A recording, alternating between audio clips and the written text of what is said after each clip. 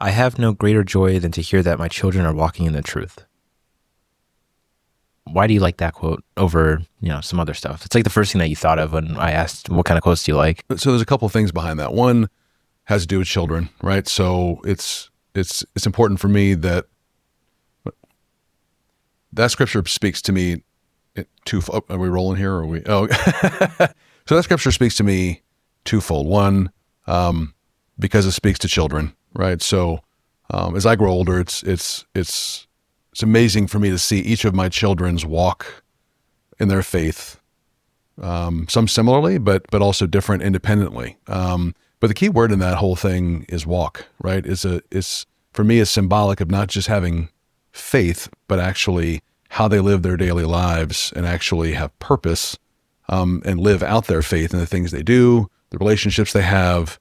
So it's actionable, right? It's not just saying I believe. It's not just going to church. It's not just there's purpose behind it.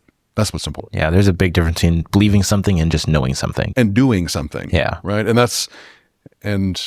at least in my belief system, as much as I try to do it, as much as I stumble, more than I probably succeed, it's a path. It's that walking, right? That the actual line of scripture says, I have no greater joy, which is happiness that's immeasurable and beyond just being happy, right? My greatest joy is to know that my children walk in the truth, right? They're living their daily lives to the best of their ability in support and in good conscience of their faith, not just saying I believe. How would you say, you briefly touched on it, but what would you say your definition of joy is? There's happiness, which to me is a temporary feeling of things that happen, right? I can help a client. We close a deal.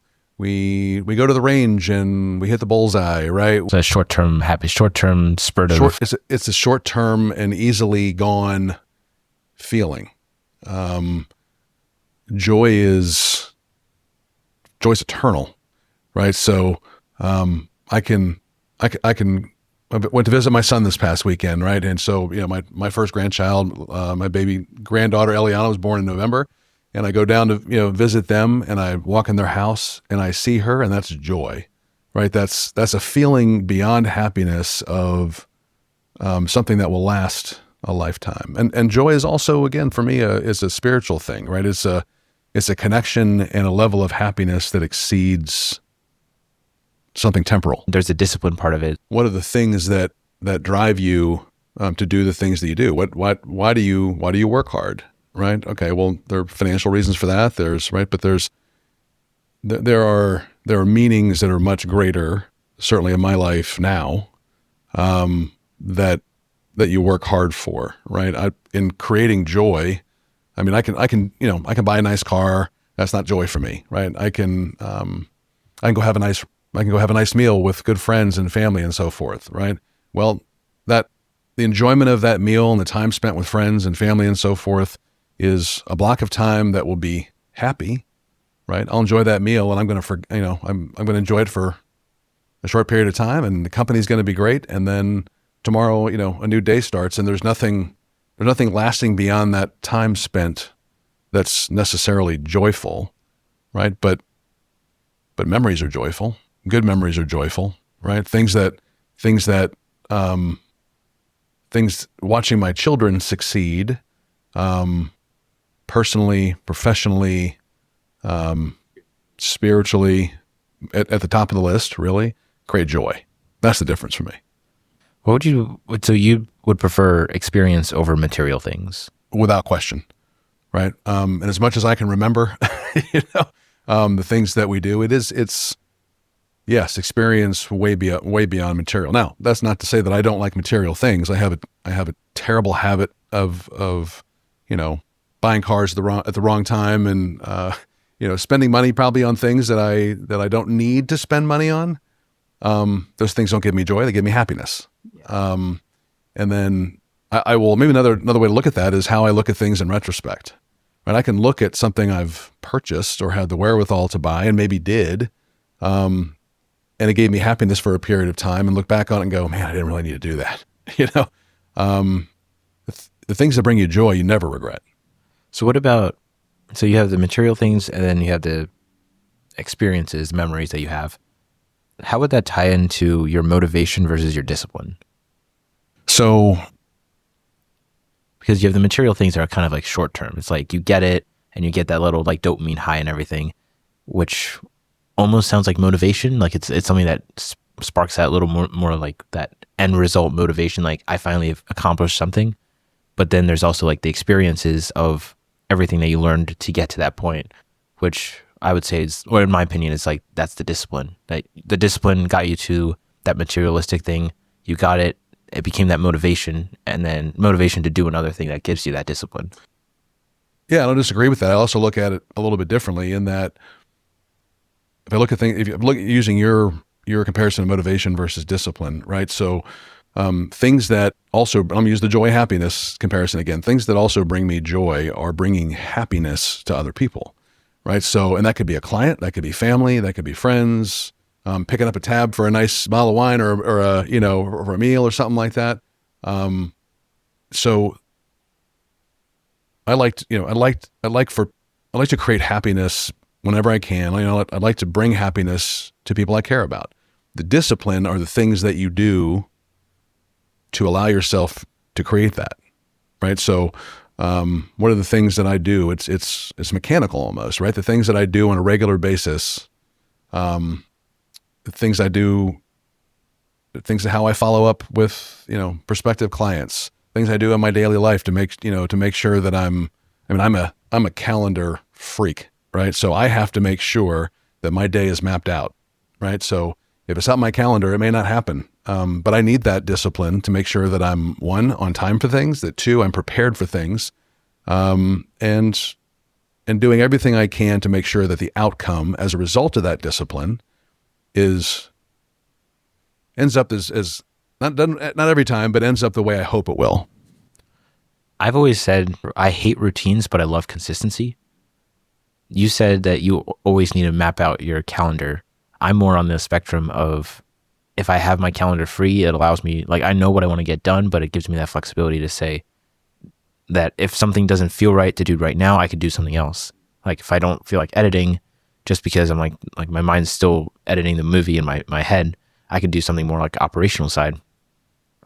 Does having a full out calendar give you that discipline, or give you the structure to be able to keep that consistency? It does for me. Okay. And I work in a very competitive transactional business, right? So, as you know, I'm in the residential lending world, right? So there are a lot of people, especially in this market, who do what I do, right? There are a lot of loan officers, there are a lot of people, and we have I like to consider it a commoditized business, right? I mean, when people are looking to buy a home or build a home, maybe even refinance their mortgage, there's a lot of people. It's okay. Well, most of us offer, for the most part, the same thing at pretty much the same price, right? So how do you differentiate yourself? So I have to be available, but I also have to plan to be available. So what the calendar does for me and the structure does for me, because I need structure, I need to schedule appointments that I know I can give my undivided attention to a client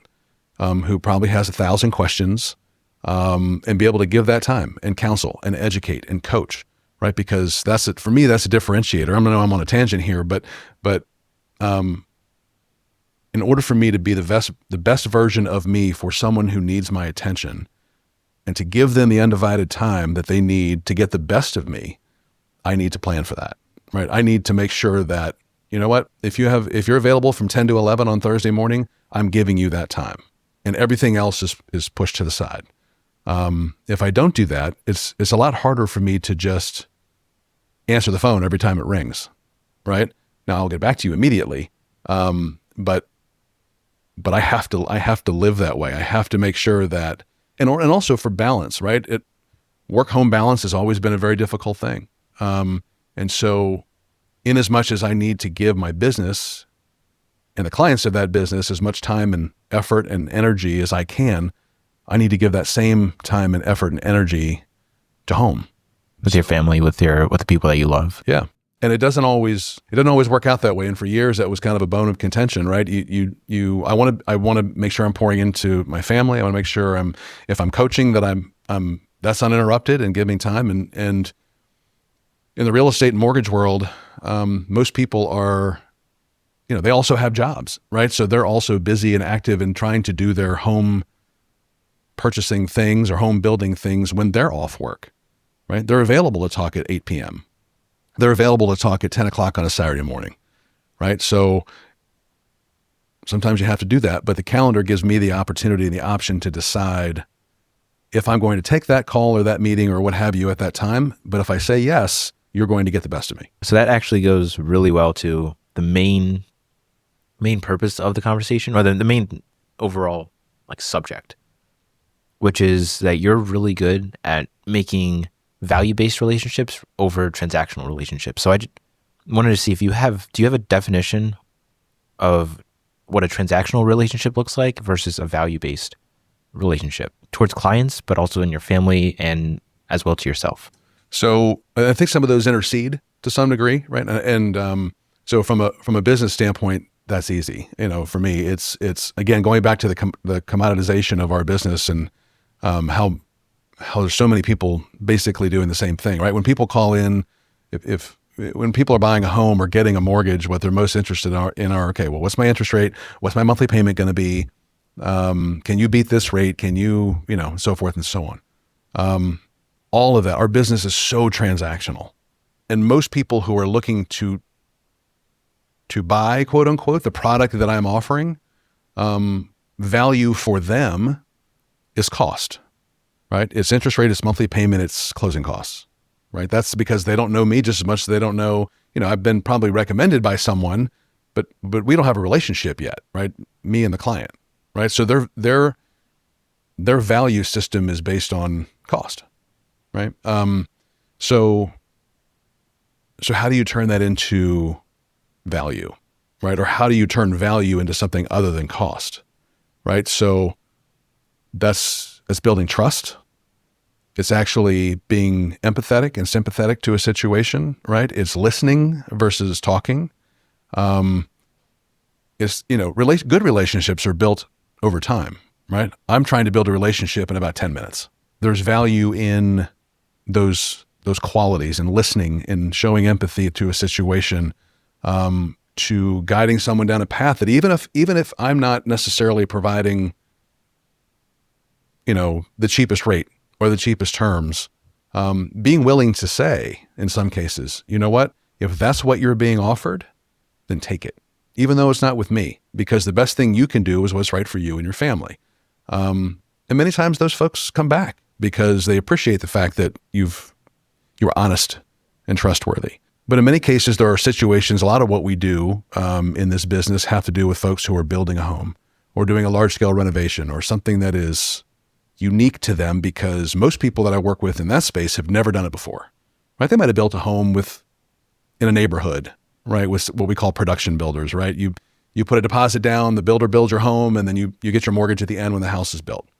Well, we work with a lot of folks who need a loan to build their home, and that's unique for people. And so there's a lot about that process that's unique to them.